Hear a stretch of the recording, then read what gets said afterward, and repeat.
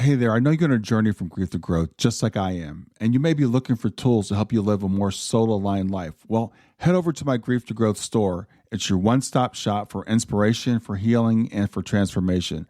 Inside there, you're going to find some free resources to help you get started. You'll find guided meditations to calm your mind and reconnect with your spirit. You'll find signed copies of my book, Gems of Healing. You'll find my brand new Oracle deck to help you tap into daily divine guidance. And there's some powerful mini courses designed to fit in your busy life and move you forward one gentle step at a time. So whether you're deep in grief, seeking spiritual growth, or just ready for a reset, there's something waiting for you right now. Just go to grieftogrowth.com/store, grief2growth.com/store, and start exploring. Close your eyes and imagine. What if the things in life that cause us the greatest pain, the things that bring us grief, are challenges? Challenges designed to help us grow, to ultimately become what we were always meant to be. We feel like we've been buried, but what if, like a seed, we've been planted?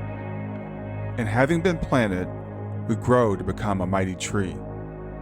Now, open your eyes. Open your eyes to this way of viewing life. Come with me as we explore your true, infinite, eternal nature. This is Grief to Growth, and I am your host, Brian Smith.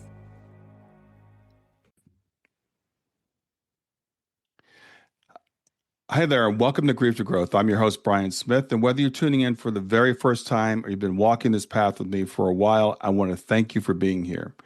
Grief to Growth is a space where we tackle life's hardest moments and explore life's biggest questions. Who are we really? Why are we here? Where do we go when we leave this world? And how can we possibly move forward when we've lost the people that we love the most? Well, today's guest is someone whose journey in these questions is not just profound, it's personal, it's raw, and it's deeply moving. Charlie Bynar is an award-winning author and international artist whose work has been featured in prestigious spaces like the Victoria and Albert Museum, David Bowie Is exhibit. But it's what she's done since the unimaginable happened that would truly move you. After the loss of her only child, 16-year-old Isaac, Charlie's life was shattered. But out of that darkness came something extraordinary. Charlie founded Isaac's Ant Foundation, installing art exhibits in her son's honor, including the American Museum of Natural History in New York. She wrote a children's book, Charlie and the Rainbow Trout. And now her most powerful work yet is Through the Darkness, a story of love from the other side, a winner of the 2025 National Indie Excellence Award in the Death and Dying category, and it's touching hearts all around the world. In today's episode, we'll explore how Charlie went from not believing in an afterlife to receiving unmistakable signs from her son. We'll talk about the dreams, the visitations, the light that turned on when the power was out, and the hawk that flew too close to be coincidence. We'll talk about why Through the Darkness is not just a memoir, but a roadmap for surviving grief, for transforming pain, and for finding purpose again. We'll talk about the soul-stretching lessons Charlie learned about forgiveness, both for those responsible for his son's death and for the man who murdered her aunt. We'll talk about how ego, judgment, and fear play into our suffering and how releasing them can free us. And perhaps most importantly, the enduring bond of love that not even death can sever. So whether you're in the midst of your own grief, questioning what comes next, or just searching for meaning, this conversation is for you. And be sure to continue the conversation with me afterwards at my Substack, grieftogrowth.substack.com. It's a safe space to share, connect, and keep exploring these deeper truths together. And with that, let's step into the light through the darkness with Charlie Bynar. Thank you for having me on your show, Brian. It's so sweet of you to make time for me today, and that was a lovely introduction. Thank you. Yeah, I appreciate you being here. I always love talking to fellow Shining Light parents. We're both part of Helping Parents Heal, both having lost children at a young age. So before we get started about the book and everything, I always like to ask parents who have a child on the other side, tell me about your son. My son, Isaac, well, here's my book, Through the Darkness, and this is Isaac on the cover. And it was a time when he and I took him hiking at Bryce Canyon, and there's these really gorgeous little arches there, and he was just walking through there, and I snapped that shot of him when he was about 6 or 7. In spite of him having a brain injury at birth due to medical negligence, he was a very insightful soul because his body really didn't reflect his soul because he was so bright for his age and especially for having a cognitive delay. Mm. He would just say things that would blow me away. One example of that was when he was 8, so just a little bit older than the picture of him on the cover. He comes to me and he says, "Hey, Mom, what's the greatest force in nature?" And I'm like, hmm. And being scientifically minded, I was kind of thinking like, okay, and I said maybe a supernova, and then I explained, what a supernova was, and then he was like, okay, and then he ran away, and 3 days later he came back to me and he says, "Mom, I have the answer." Mm. And I had lost track of what he was talking about, so I was like, "The answer to what?" And he says, "The greatest force in nature." And I'm like, "Oh, you have the answer. Please tell me because I'm dying to know." And he said, "Time, because without time, nothing happens." Mm. And that was such an insightful and actually a very abstract thought for a young child Yeah. to grasp. It's hard for us adults to even grasp time as the greatest force of nature because really time is energy is a potential, and without time passing, it's all stationary. So Yeah. so time is the greatest force because without it, nothing happens. So he blew me away. Even when he was just a young kid, I knew he was far more wise than I. Wow. Wow. That is amazing. I want to come back to that concept of no time or time being the greatest force in nature because that's one of that I always ponder. But so he's I think all of our kids who cross early are there's something special about them. Every parent I talk to, it's just like it's like you said, they don't really seem to fit in their body sometimes. The world is just like not ready for them. So tell me about, his transition. Well, I would certainly agree with you. Like Isaac, I just felt like his time here at sea. I mean, I wasn't ready for him to be gone by any Exactly. stretch of the imagination. And one of the things that can heal us or help heal us, at least put a little band-aid over the wound, I guess, is to know that they were finished here. We might still want them, but I think that realizing that they are finished here and that they've moved on and they've like graduated. I think that can kind of help us because when I think of Isaac, now I think of him as like free, restored to perfect health, and I wouldn't want him here because he was finished. I would, you know, so it would Yeah. be. So I just think of it that way, and I'm like, I'm so glad he's free. I'm so glad he's good. That's what I want for him. But what was your question? I was asking you about his transition. Oh, gosh, that was really rough. Um, as I had said, at birth, it was Christmas Eve, and I was in labor for 36 hours. I went in. It started early Christmas Eve, the 23rd, Hmm. and I had a midwife and a doctor, and she said, stay home until it reaches every three minutes the contractions. Hmm. So I did, and then 6:30 that evening I went in because it was at every 3 minutes. And then she said, well, it could be false contractions, and so go home with this med and come back in the morning if it doesn't go away. If you weren't able to sleep, then come back, which I did. I paced the floor the entire night, and then I went back in the next morning. And that's when I was admitted the second time. So and then he still wasn't delivered until um, 8 o'clock that evening. Hmm. Um, and so, but it's what happened was during that labor and delivery, um, he had the cord wrapped around his neck twice, and he was being strangled because when you have a rope on top of itself, it compresses itself, and so when the cord is compressed, then there's a reduced oxygen supply, but also and he wasn't able to descend, but after reviewing his medical records after I got them from the hospital after he passed, I went through all of the records, and I found a really telling note that said that when I had went in the day before when they sent me home, his heart already showed signs of distress. His fetal heart monitor was already dipping in a non-reassuring manner, which means the heart isn't coming back up to its normal rate and rhythm after a contraction. And they actually should have delivered him then. That was actually the first sign of fetal heart distress. But they waited for 25 and a half hours. And by then he had already sustained a brain injury, hypoxic brain injury from decreased oxygen, and it caused a brain injury, which then, which then he didn't talk until he was 5. He had severe disabilities, learning disabilities, and then he developed seizures, which are really common with brain injuries. You often get a seizure, and he died from a seizure. So all of his struggling, all of his suffering, his death were caused by medical negligence. I did have to prove that with my records in order to actually publish this book, because otherwise it would be a defamation lawsuit. Right. So I did prove my case with the medical records in the book, and et cetera, et cetera. But once someone dies, you can only argue a wrongful death. You can't argue medical negligence. And you didn't know this till after his passing, right?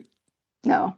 Yeah. I had for long suspected that delivery didn't go right, but I'm a first-time mom. I didn't know how labor and delivery goes. I didn't know what to expect, and you're in such misery and agony that you have to trust your doctors and your medical team to do what they're supposed to do. But like I said, it was Christmas Eve, and my thought is they were just preoccupied.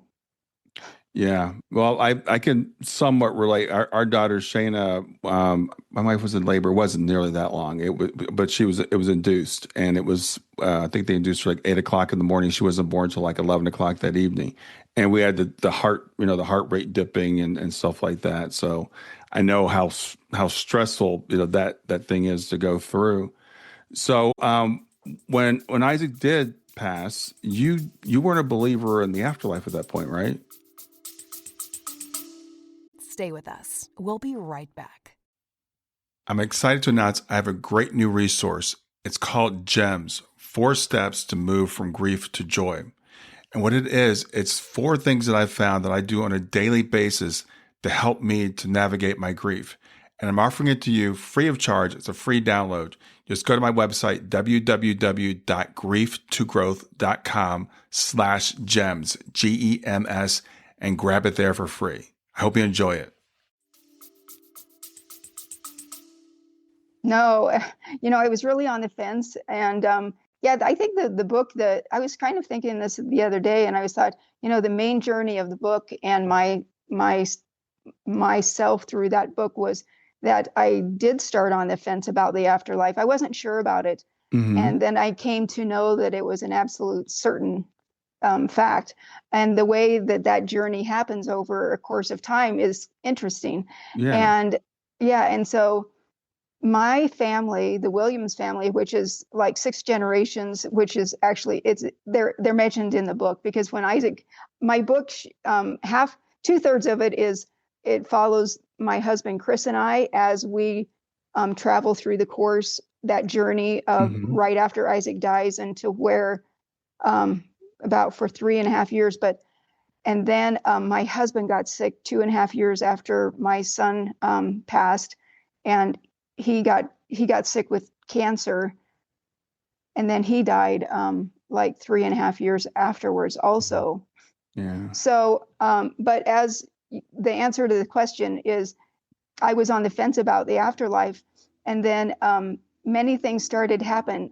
My family, the generations behind my ancestors. Oh, I was saying that 2/3 of the book happens following Chris and I, and then another third of the book is actually from Isaac's perspective and my ancestors from the other side, interfacing with what Chris and I were experiencing at the time. Yeah. which is it's called a narrative nonfiction, where it reads like fiction, but it's based on fact. And so right after Isaac after he died, I started receiving messages in my dream. 2 weeks after he crossed, he came to me in a dream, and I couldn't see him or anything like that, but I could hear. He was right up against my ear, and I heard him whisper, "I miss you," and I could hear his voice. And I was like, I recognized it in my dream. I recognized his voice, and it really startled me. And I said, "I miss you too." And then I woke up, and then I got up out of bed, and later that day I told my husband that my husband Chris, and I said, I think I heard Isaac talking to me in my dream. And he was a civil engineer, and so if you can't measure it, it doesn't exist. So I was on the fence, but he was not even approaching the fence. And so he thought I was just kind of going crazy, I think. And then, but the thing is I got I got a total of 4 dream messages from Isaac. And then then all these other strange things started happening. And then I struggled through first, I wanted to get the medical records from the hospital because I needed to know what happened. I had my suspicions always, but I hadn't looked into it that way because, for one, I was worried about how it would affect Isaac if I told him, well, by the way, I just didn't know what was the right thing to do, and I was trying to safeguard him. But then after he crossed, I fought the hospital for like a year to get his records. They did tell me that they had the fetal heart monitor strips. I mean, after me gouging them for months and explaining that by Arizona law, you have to have records for this amount of time, and et cetera, et cetera. And I showed them that. And so I did push them enough to where they finally said, well, we do have all the records, and we do have the fetal heart monitor strips, which are, they're not subject to opinion. They're just hard data. And, but after 11 months, I did get the printouts, the hard copies, but they refused to send me the fetal heart monitor strips, saying that they were source data and that they didn't have to send them to me. Oh, wow. So after all that fighting and all that going back and forth, and of course their behaviors, to me, it's very telling, because if you have nothing to hide, then why wouldn't you send somebody their records? But they fought me for 11 months on the fetal heart monitor strips. And then they said, nope, we're not going to send them to you. Even though we have them, we're not going to send them to you because we don't have to. Oh, wow. Wow. Yeah. I mean, isn't that telling? I think so. Absolutely. Yeah, absolutely. And so, but, so for 2.5 years, I was really in a lot of misery, and I was fighting the hospital, and I was fighting all this kind of stuff. And I was just really in a place of pure darkness because I wasn't sure that,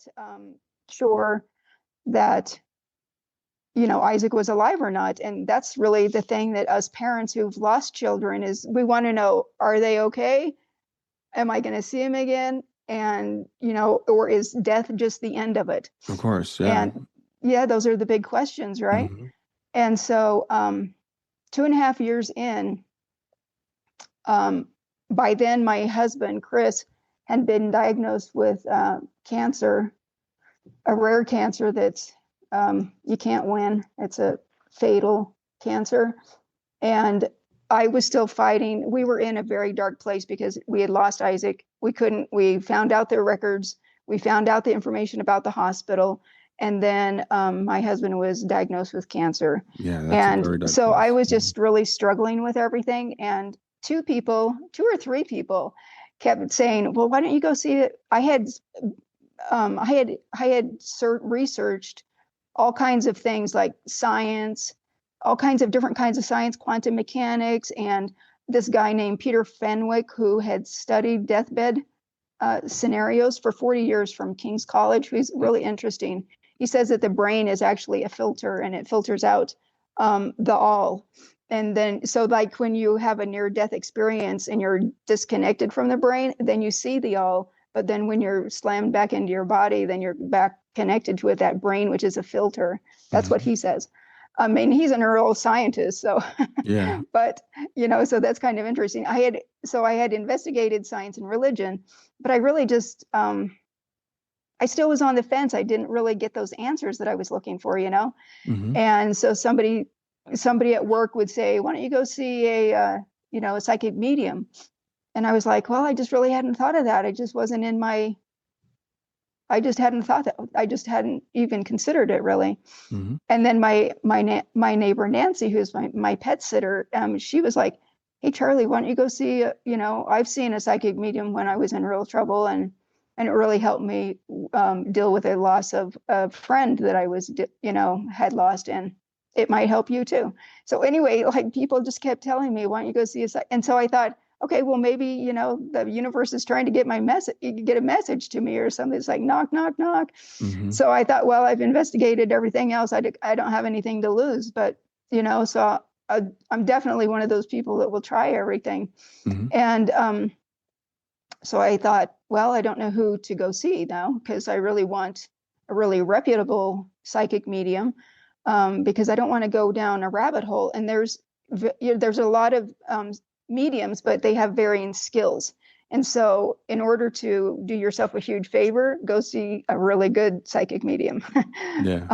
Especially when you're dealing with something that's really dear to your heart, because you don't want to go on a roller coaster ride. So I got two references. One, my first reference was with this lady. Her name was Tara, down in Sedona, only 45 an hour from my house. Hmm. And I made an appointment with her. And then my husband, Chris, he was put on trial drugs because the chemo had stopped working. And so he flew to Houston. And by then we had got him off the oxygen. I insisted that he call me exactly when he got there. I was reluctant to even let him go, but he insisted to go on his own. And so that day I went to go see my sister because she asked me to come visit her. And she was only a couple hours from me. So I went to go see my sister, Teresa, who's like a godsend. And we were visiting, and she goes, "Well, why don't you go see, Allison DuBois, the psychic medium from Medium, the TV series." Yeah. And I had just watched that. But I thought, well, that's not based on a real person, because that just seemed too incredible for, she holds a piece of paper and she's like, "Oh, I think the body's going to be, I Yeah. just thought that was like, I didn't think it was real. But she goes, "No, she's a real lady." And I was like, wow, can I go see her? And so anyway, I was able to make an appointment with her. And so I was really excited, but I first had scheduled the other medium. So I went to see her because she seemed like a super nice lady and she was just real sweet.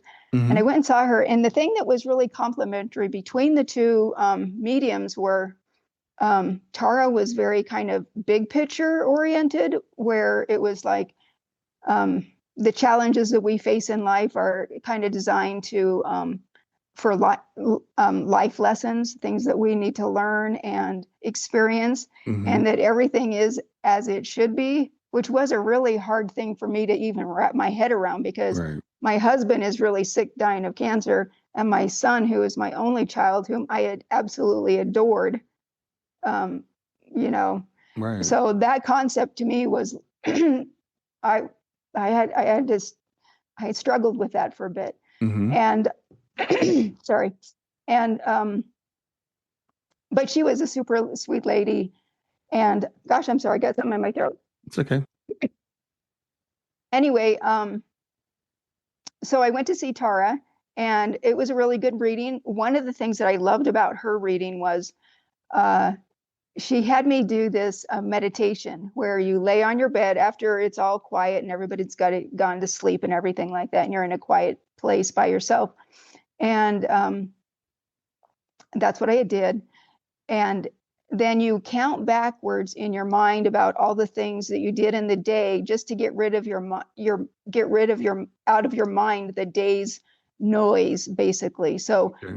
you lay down and you quiet yourself. The last thing I did was brush my teeth, and before that I put on my pajamas, and before that I was blah blah blah. You go all the way to the beginning of the day. Now you've cleared the noise.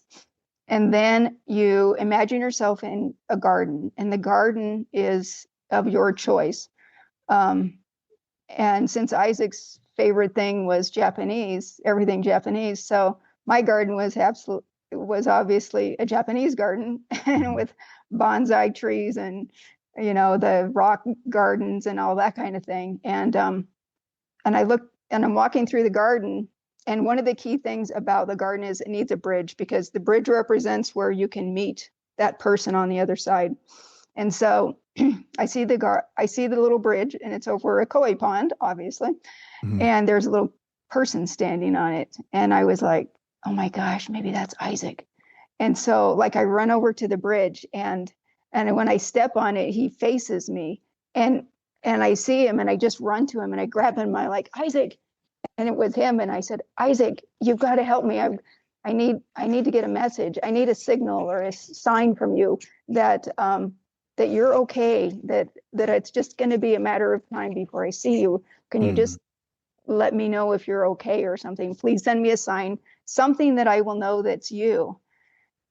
And then my cat, Smigs, jumped up onto my chest as I was laying there in bed, and he woke me up, like he startled me out of this meditation, right? And so I was like, okay. And then, but I had already asked for the message, the sign. Mm-hmm. And as I said, then everybody was sleeping. My husband was in the other room, in our room, because when he had cancer, he was sometimes on oxygen, and he was a really restless sleeper. And I was working as a nurse, and so I had to I slept in Isaac's room during that time when he was really sick. But so there I was in Isaac's room, sleeping. I went to sleep. And then in the middle of the night, I woke up and to this bright light coming in to his room. And I was like, what is going on? And anyway, I couldn't figure it out. So I got up, and the laundry light has a motion sensor. So when you walk into the room, the light turns on. And anyway, the laundry light was on, and it was shining in his room on the bed where I was laying. And I was just like, oh my gosh. And everybody was asleep. I mean, Chris was asleep. The two dogs were asleep. Yeah. Cat was next to me. That was it. And that became Isaac's go-to. Was he would then, after that day, he would often turn the laundry light on several times a day. I would be the only one home in the kitchen, and the laundry light would pop on. Yeah. My sister saw it many times. She was like, oh my gosh, the light just went on. I'm like, I know, that's just Isaac. Anybody else would think, okay, we got a ghost in the house or something like that. But I knew it was Isaac. So I was all happy. And that was a really incredible sign to receive. And, but I was, I still was like, I was super hopeful. But then I went to go see Allison DuBois, who is a world-renowned psychic medium. And that day when I went to go see her, I was a little bit on pins and needles. I was a little anxious because I didn't know if there was many things that Tara said that made some sense, but I still wasn't completely convinced yet. And but then when I went to see Allison DuBois that morning, I was really like I was anxious. And so there I was standing in my closet trying to figure out what I was going to wear, because it's just a 2-hour drive from my house. And so I had like a t-shirt on, and then I was looking for like a sweatshirt or something else to put on, just because that's how I am. And I kept thinking, oh, I'll wear that. And then I was like, no, that's not the right thing to wear. And then I would say, oh, maybe I should wear this. And I just couldn't figure out what to wear. It was like, and then my eyes landed on Isaac's hoodie. And I was like, yeah, well, of course, that's the right thing to wear. So I put his hoodie on, and it was a generic looking hoodie. It's gray. I mean, it could have been anybody's hoodie, but it was Isaac's hoodie. And I thought, okay, that feels good, because it looks like getting a little hug when you wear their clothes. Yeah. And anyway, so that's what I decided to wear. I drove down, and Allison's a really sweet lady. She's a firecracker too, and she's really sweet, and she's really funny also. But anyway, so she put me at ease quickly. And she's the way she works is she has a piece of paper and she has a box of very sharp pencils. And but the thing is that reading, I had asked for 2 different types of readings that day. One was a half-hour session of like life questions, things that are big events in your life that you need to, struggle with, that you might be struggling with. And then the other was to talk to the person on the other side. And so I thought, okay, I would do both of them. When I sat down with her, she explained that it's best to do the life questions that you have first. And so she said, well, what questions do you have that are big issues in your life right now that you would like me to help you with? And I was like, of course, it was Chris, my husband, Chris. And then I said, my husband's, can you tell me about my husband? Is what I said. And she says, okay. And she gets her piece of paper and really sharp pencil and she starts making circles. It's like white noise. And then she'll stop and she writes something down and then more circles and then writing stuff down, notes and that kind of thing. And then she stopped and she said, okay, I need to tell you this right now is that for one, when people are taking care of people that have cancer, it's very draining and it's exhausting to the caregiver and it will zap your energy. And I was like, And then she said, and I need to just let you know this for your own sake. And that is that it's going to be within 6 months, he's going to go and it's going to come out of nowhere. And it'll happen like that. And then, so you need to make memories now.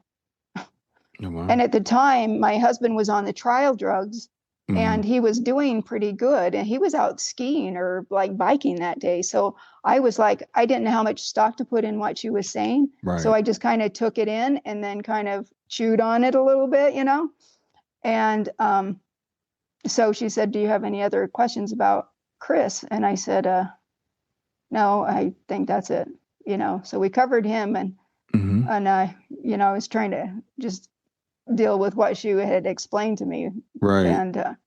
And then she says, well, who do you want to connect with on the other side? And I said, my son, Isaac. And so she said, okay, give me a few minutes. And so she does her thing again. And does like for a long time though, like 4 or 5 minutes straight, just circle, writing. And the first thing, and then she stopped and she goes, the first thing he wants you to know is that you guys were best friends. And I was like, that's absolutely right. That's exactly what he would say, because we were thick as thieves. I was the kind of mom that I just delighted in like putting a picnic together when he was 3 and I'd put him in my backpack and we would just take off and I'd go spend I did that every day. I go take him here or there. It was just like his happiness was mine. And so when she said, you guys were best friends, that was absolutely the first thing he would say. And I certainly made me smile. Yeah. And then she started laughing and I said, what's funny? And she said, he tried to get you to wear his shirt today. Yeah. And then I was just like, oh my gosh, I couldn't believe that because I just put his hoodie on. There was just no way anybody would know such things. Right.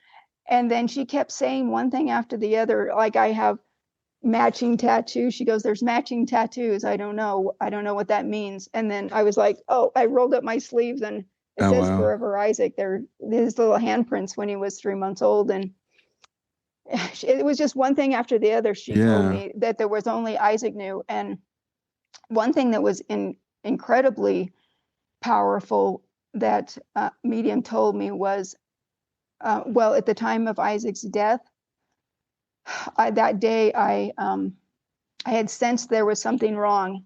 And I had called Isaac like 3 times. I was on my way home from work and I had called him and he didn't answer. Then I asked my ex-husband, Isaac's dad, who works just like a mile from me. So he can be at my house in like 5 minutes. Mm-hmm. And I called him and I said, David, you've got to go check on Isaac right now. Go to my house and check on Isaac. I can't get a hold of him. And and so he did, and he called me back. And meanwhile, I'm driving from Winslow, Arizona to Flagstaff. It's a 45-minute drive. And my heart's racing and I can barely drive. And anyway, he calls me back and he's like, he's gone. I found him on the floor. He's not breathing. and he called 911. And when the paramedics got there, they got a pulse, but and then they took him to the ambulance took him to the hospital. And I was racing into town right at the intersection when I saw the ambulance leave for the hospital, and I chased it to the hospital. And during that course, they, tried to do everything that they could do, but they did a CT, and it showed that his brain was dead. And so when I knew that that was the case, I was just reeling with trying to process what was happening. I was so stunned and shocked. I couldn't comprehend what was going on, and I couldn't certainly think logically about what to do. And just in my state of misery, Isaac's laying there on the gurney, and he's covered with wires and IVs, and he has a vent in his throat. And I just couldn't really think of what was the right thing to do. So the only thing that I wanted to do was to curl up next to him.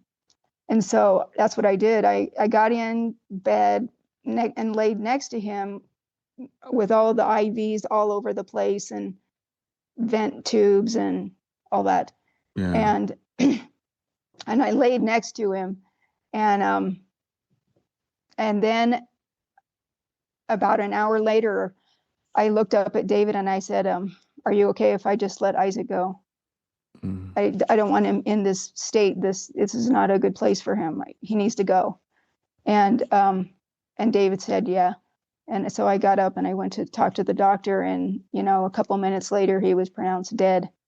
The only thing that was keeping him alive was, his heart anyway. His brain was not there, but was like cardiac meds, and his heart was just pounding. Okay. And so then the thing is this is where it gets back to the medium.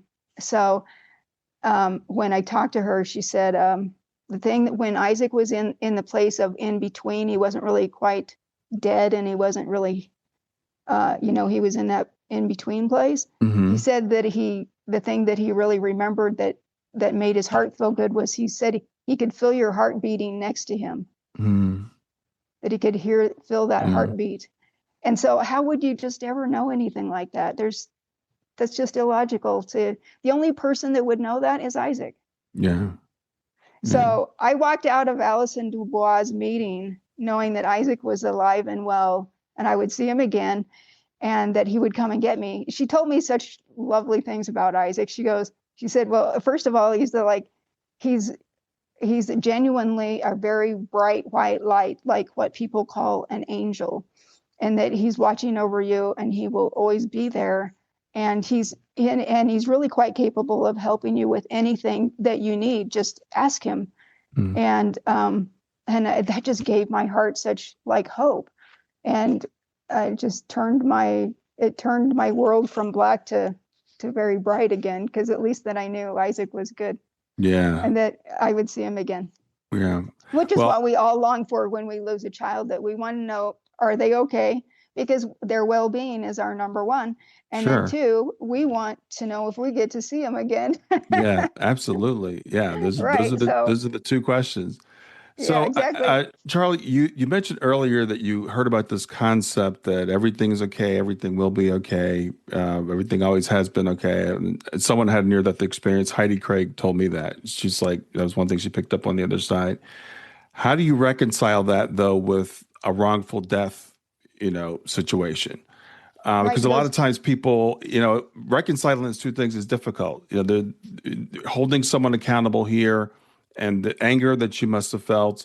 And so how did you reconcile those two things?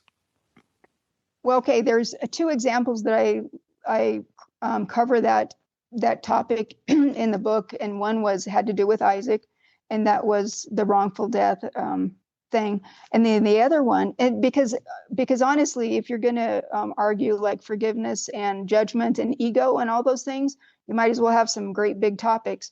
Because if the small things easy to hit, but can you still apply those ideas to really the big issues. Right. And so the big issues in the book for me was Isaac's crossing, and then my Aunt Mabel, who was murdered by a serial killer.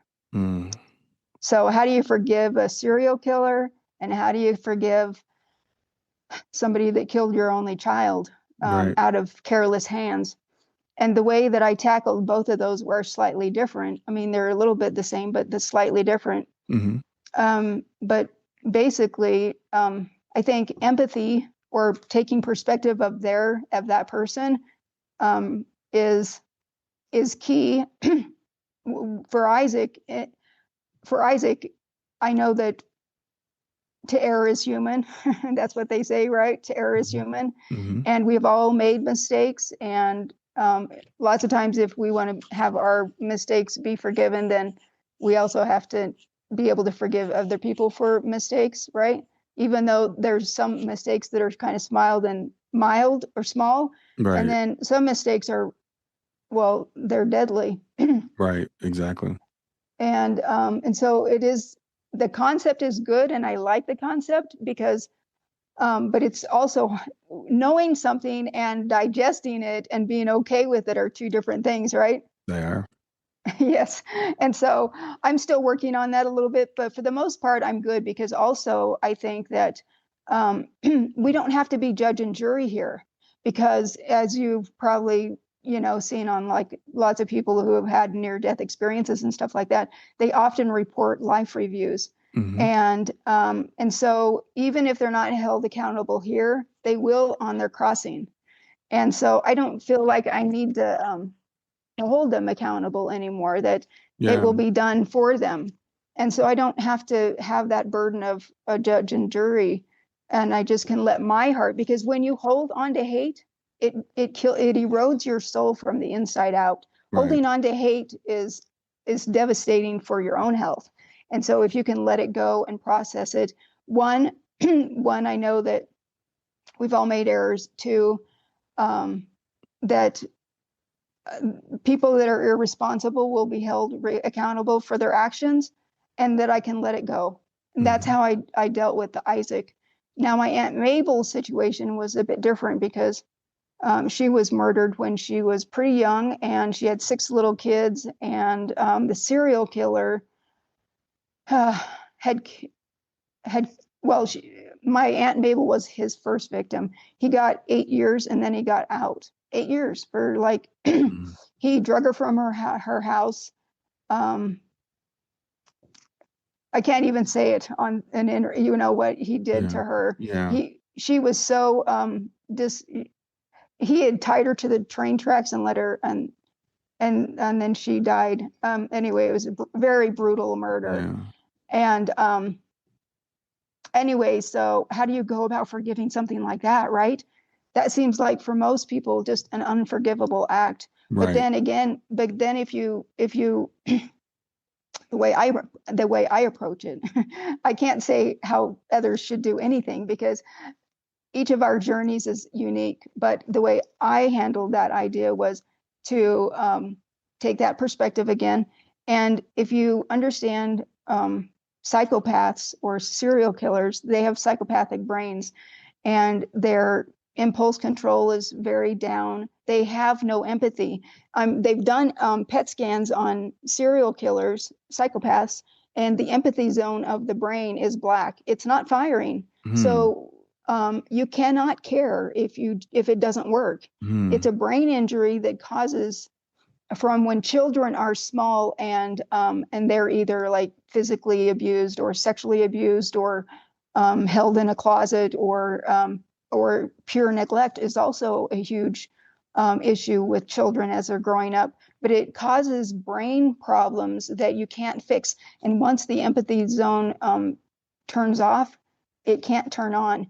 And they get to that place by it's out of self-preservation, because they are so tortured that that they can't really afford to care about other people. So they can only try to preserve their own beings. And they turn that empathy zone off in the brain. It doesn't fire. And once it's turned off, it doesn't turn back on.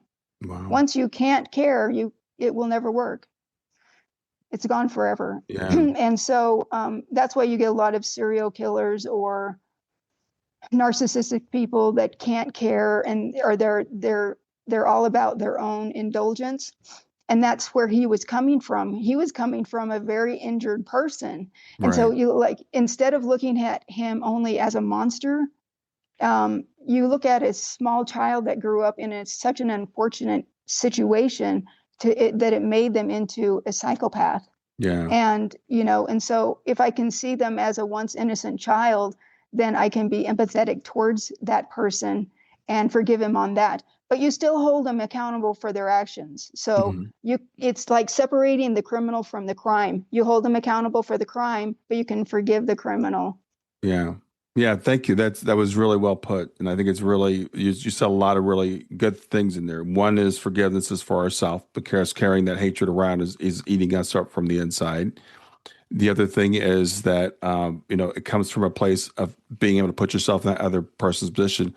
Ironically, having empathy for someone who doesn't have empathy, and seeing them as, where they came from.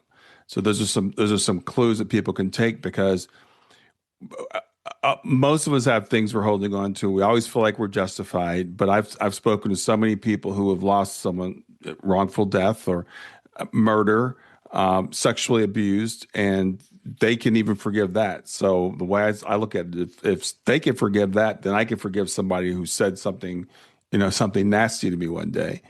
Right. If you can forgive big things, then it makes the little things a lot more palpable, right? One would hope, yes, yes. One would So hope. it's something that we all need to learn. One thing I found really fascinating, your book is described as narrative nonfiction, but as you Yeah. said, like a third of it takes place kind of in heaven with your relatives. So how did you get that information? How did you get that material?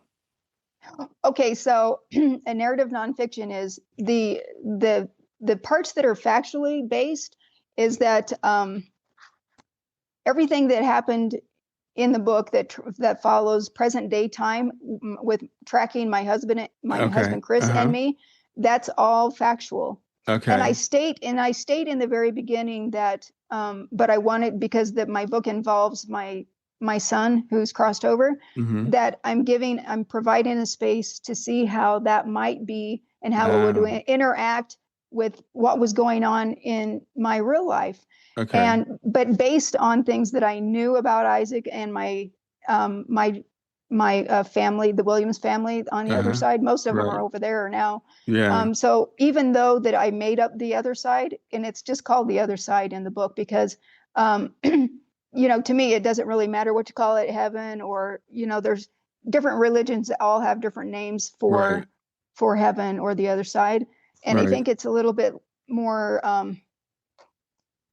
non-denominational, if you will, just to call it the other side. And Right. so that's how I present it, and see how that perspective from the people that are on the other side.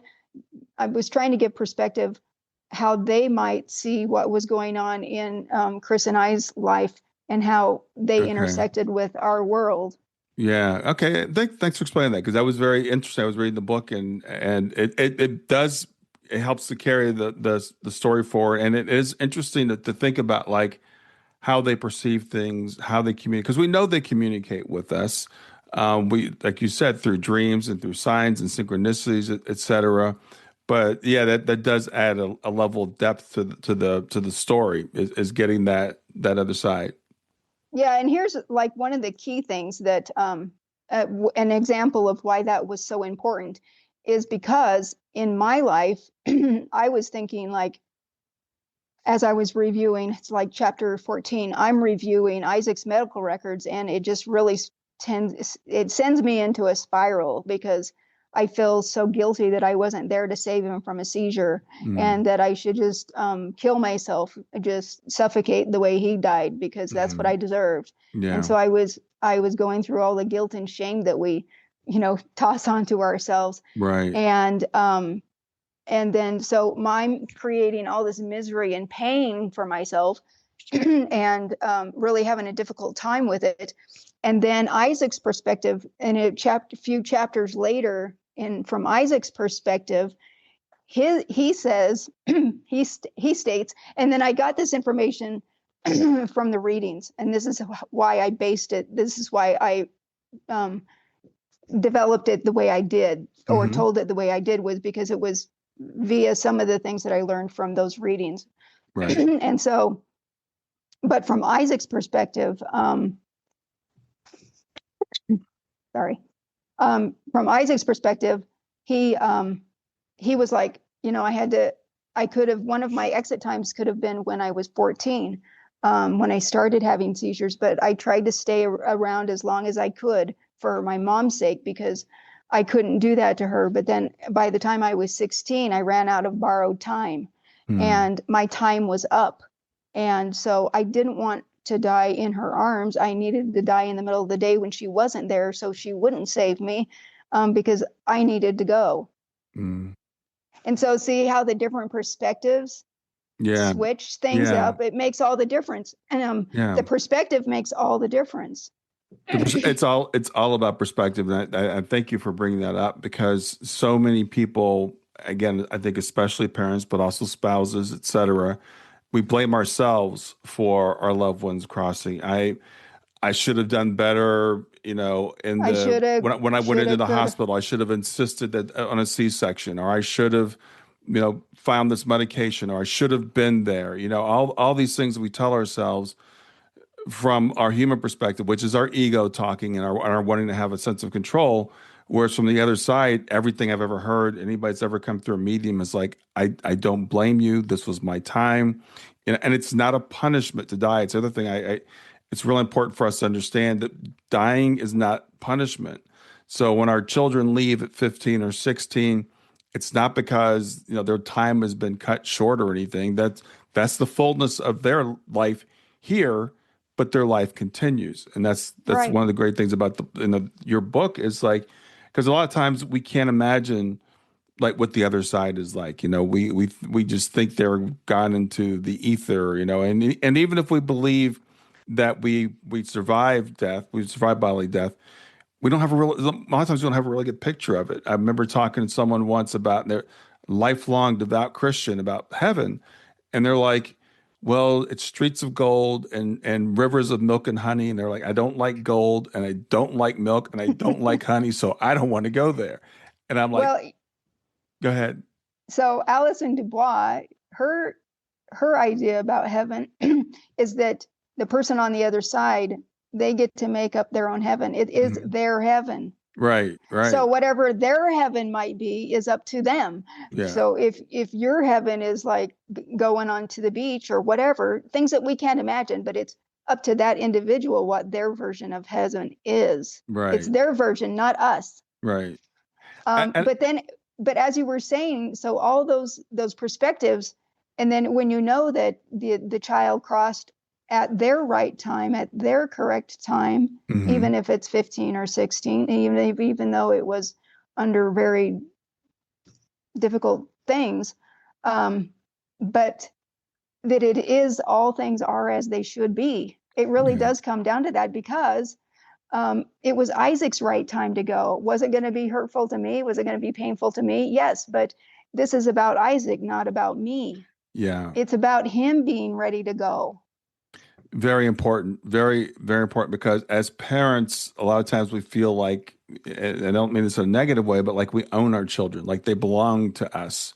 And we forget they have their own life plan. And even a spouse. I've been talking to a lot of people, lately who have lost a spouse. And, I was talking to one person who said, well, I think their passing was punishment for me. And I'm like, that doesn't make any sense. No. It's not punishment for you. It's their time. And again, that's not really, it's not a punishment for anybody. But you said something earlier I found really fascinating, when Isaac was very, very little, saying the most powerful force in the universe is time. Because I hear so many people saying there is no time on the other side. And my friend Kelvin Chin argues that's not possible, because without time, there would be no change. Time is a measurement of change. So what is your thought now about time on the other side? Have you gotten anything from Isaac, or what are your thoughts on time? Well, I had a fun little debate with myself, and I wrote it in the book, really, about well, with Robert Lanza. He was like considered one of the most top 100 influential people by New York Times, or I can't remember who. It's several years back, Hmm. and because he wrote this book called Biocentrism, and it was about how, I mean, he's a hard scientist, really progressive scientist, but he argues that about the afterlife, and he argues about the idea of the multiverse. Hmm. And so with the multiverse, there is really no time. See, on Earth, it's all linear. It's like this, and this. But Right. perhaps on the other side, or when you die, that it's non-linear. And so the past and the present and the future they can all be mixed up in a multiverse and all be happening all at the same time. Hmm. And that all those events, all those what Robert Lanza calls now moments, they all exist all the time and forever will. You can't erase them. And that at the time of death, we go from here to just another now moment. And so there's this theory it's not a new theory at all, but that time is actually a sequence of now moments, Hmm. ting, Hmm. ting, ting, that there isn't actually, it's not a fluid thing. Like, the pictures of a stop motion picture, they're actually just frames, right? Ting, ting. But when you see them quickly in sequence, they look as though they're moving, but they're Right. really just still frames. Right. And so those those now moments, that's what he calls them, is that they're all just stills and that they all exist all the time. That makes sense. It's one of those things I am still wrestling with because my brain can't imagine no time or everything being concurrent or whatever. So it's one of those things that's kind of fun to kind of play around with as a concept. Right. We're We're never going to have the language or the concepts to be able to explain what we can't explain, but we can try. And right. it helps us in that we can say, okay, well, it would be sort of like this, but we can't ever really, we're always going in a direction, but we won't meet that destination until we're over there. And then we will know. Well, what helped me, I read a book. It's an old book, but it helped me a lot called Flatlanders. And it's about the concept of these people that live in a two-dimensional world. So basically, like imagine living on a sheet of paper. And so whenever someone from the 3D world kind of comes in and tries to explain to them that there's a third dimension, they say, well, like, do you mean north? And it's like, well, no, not north. Right. Well, you must mean south. And they're like, no, just think of going the other way, not north or south. And they're like, there is no other way. Right. So For it's them, they it's can't comprehend it. right. And they talk about how a 3D creature would interact with it in a two-dimensional world. And then he goes down to even like a one-dimensional world and what that would be like. So the thing is, we can't understand the level above us. We can understand the level beneath us. So stepping down into that really helped me to understand, like, okay, it's just beyond what I can, it's beyond what I can Right. understand. Right. But we can kind of theorize, and it kind of helps us sometimes. But and then, like, the concept of the brain as a filter, I think, is a really interesting one too, Hmm. because sometimes, so let's imagine the brain is a filter. So it's like putting on a hat. And so when you put on your hat, you can't see the everything that's out there, Right. beyond this, what would be, on the other side. We can't Hmm. see that because we have our hats on. But what if the hat had like a couple little holes in it, and you got little teeny glimpses, because maybe your brain filter wasn't working quite right. And sometimes we get these like little insights to things that we maybe not are supposed to. And that was some ideas about like some people that were maybe like schizophrenic, where they hear a voice or they I've see things often or wondered things about like that. that. Yeah. Huh? Yeah. I've often wondered if people that are schizophrenic are actually in touch with the other side. Um, Yeah, because maybe this hat that they have, that their hat that they put on, has little different things going yeah. on. Or You kids that are know, autistic. yeah, exactly. And Yeah. so, um, um, a book called Slaughterhouse-Five by Kurt Vonnegut. He Mm-hmm. was actually schizophrenic, and he writes about the other side. But for him, it was his concept of it was like he had this character, Billy Pilgrim, who went to Tralfamadore, and in Tralfamadore, he said that it was like a multiverse. It was a multiverse, and so that everything was happening all the time, and that all the now moments in your life, you could see that a person was, for the most part, if you looked at all of their now moments, lots of them were really good, but at the time of death, they just looked kind of bad. Right. But then they would go to another now moment, and then they were totally fine. And so they didn't really make a big deal about dying because it was a very small piece of their bigger story. And anyway, it's kind of interesting about the concept of a brain as a filter, and our actual brain does filter out lots of stuff. Absolutely. It's called Yeah. it's called the reticular formation, Mm-hmm. and because our brain is bombarded, our senses are bombarded with lots of noise that would confuse us unless our brain filtered it out. And Mm-hmm. so when you're sleeping and you hear like the refrigerator turn on, you go, in your mind, you say, oh, that's just the refrigerator. I don't need to wake up for that. Right. But if it's a little mouse that crawls across the floor and squeaks, then you wake up because Right. that's a new thing that you don't know. And so your brain tells you to wake up because it doesn't recognize it. And so that's one of the ways that the brain works, is filtering out nonsense or unhelpful stimuli. Mm-hmm. But what if your whole brain was a filter? Right. Oh, well, yeah. I believe the brain is both a Isn't that filter and crazy? yeah, it's a filter and a receiver. So Yeah, it exactly. receives our consciousness and it also filters, well, we know this. We know that we are, I forget how many gigabits of information we take in every second, and we process like a few megabytes of it or a few kilobytes of it, because the brain says 99% of this I don't need. So we don't think Right, about the fact that, like right now, there's probably a car driving down the street, but my brain says, well, I don't need to pay attention to that. So right. that It's makes filtering it sense. out. Yeah. Right. Yeah, and the thing is that with the near-death experiences that are like that, they all say that, they were above their body and they could see everything. And then when they get connected back into the body, then that limitation comes right back down. Right. Right. And so that's just kind of interesting concept, huh? Yeah, absolutely. Well, Charlie, we're coming to the end of our time, but I want to talk about Isaac's Foundation before we end, because a lot of times people, when they lose someone, they're like, I want to do something to honor them. I want to do something to make sure that they're not forgotten, even though we're not going to forget them. And, people are like, we think about some typical things. Ant Foundation is a really interesting one. So tell people about the Ant Foundation.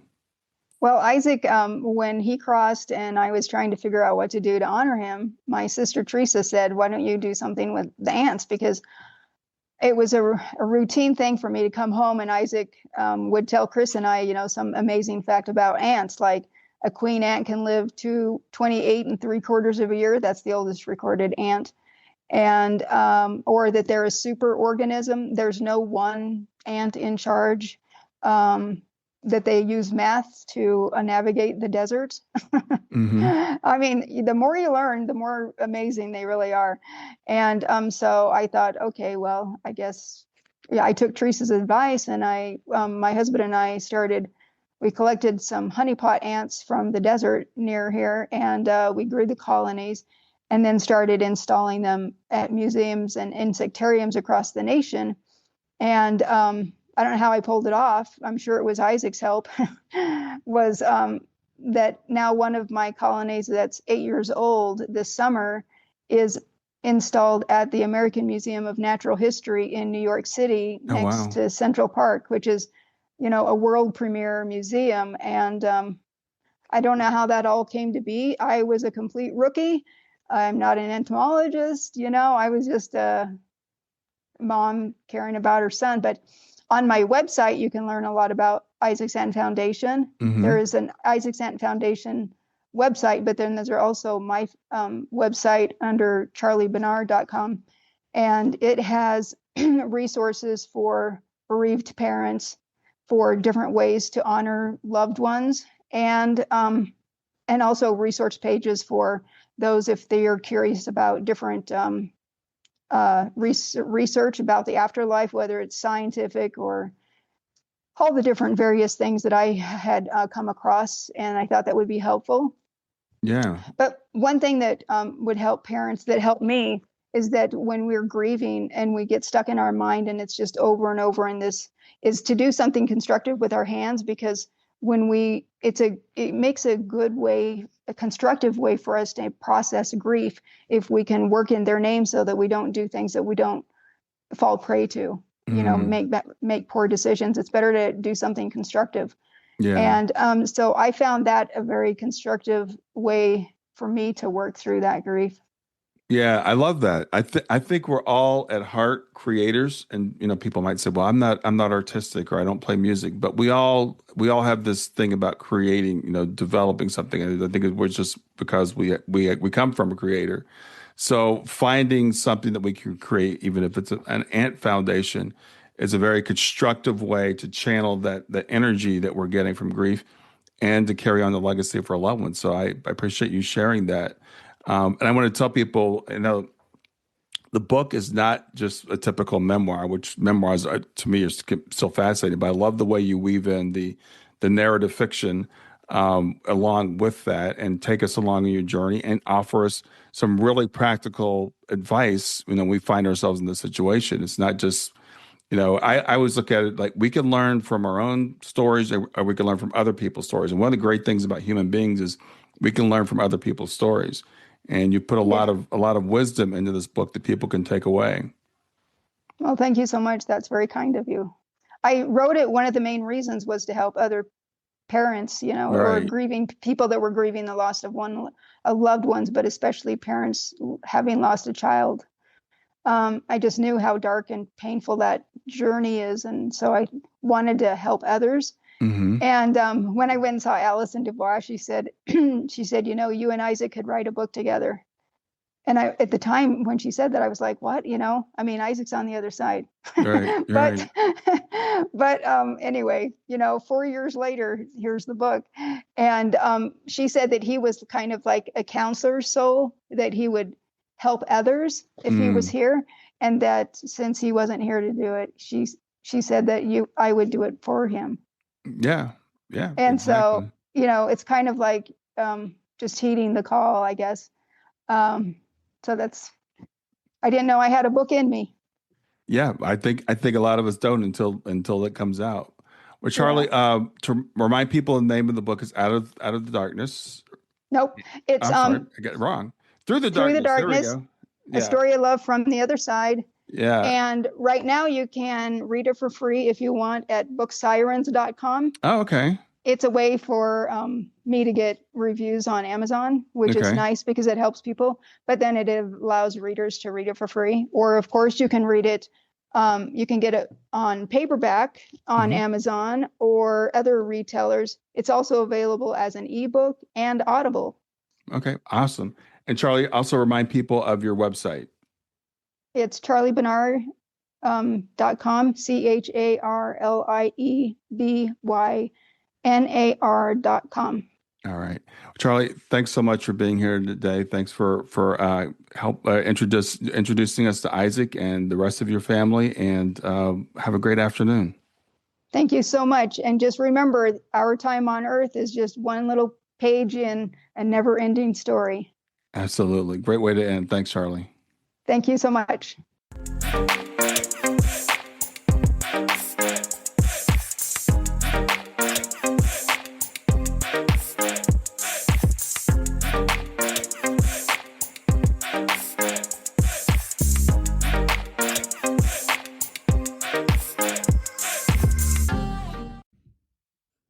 Hey there, if you liked this episode, come on over and talk about it. Let me know what you liked. If you didn't like this episode, come on over and talk about it. Let me know what you didn't like. Go to grieftogrowth.com/community and look for Talk About the Podcast. I'll see you there.